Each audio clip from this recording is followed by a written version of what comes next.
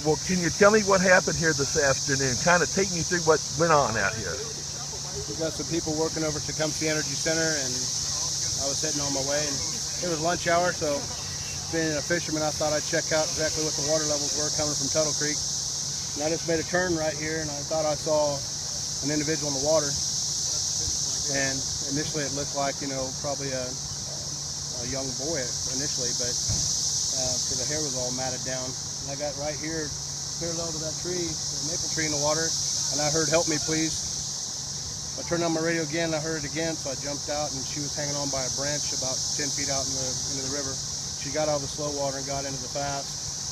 And unfortunately for her, she was holding on to that Pepsi bottle, she wouldn't let go of her Pepsi bottle, and I had to coax her out of her, and that's about it, really. I got her in there, we walked her back up.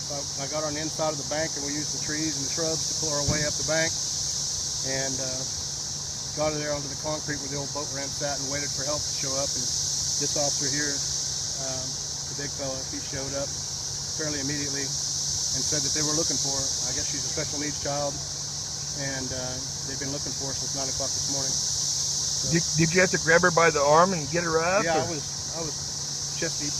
Oh my gosh. Yeah. Well, you weren't expecting that over the lunch hour, were you?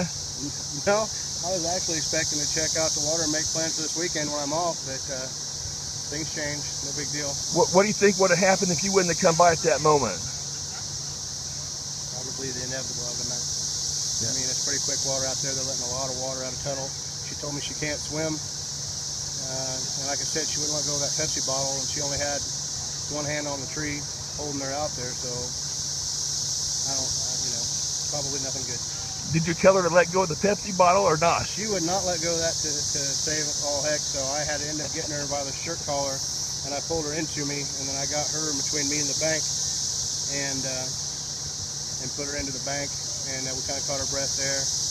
Obviously, I'm a big boy too, so but we got her breath there, and then we utilized the trees, and once we got to the concrete, she just wanted to sit. She has an injury on her left ankle. She couldn't keep herself upright very well.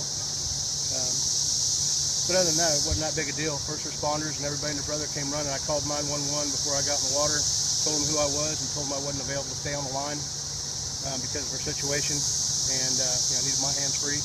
Yes. And then it was all over in a matter of moments. Probably 10 minutes, we were back on dry land. Got her calmed down. She was complaining about being cold and felt nauseated, but that's to be expected when you've been in the water a while. So. Did she say where she got in at, or? She didn't say where she got in at, but I would imagine she got in here. But from what the officer told me, they were looking for her since this morning. She lives over around Adams somewhere. Okay. But there was tracks coming down where somebody had driven and probably launched a boat. And then her shoes, she said she got a shoe stuck, and then when she went to pull the shoe, she fell in, and again wouldn't let go of that bottle. So. Well, thank you very much, sir.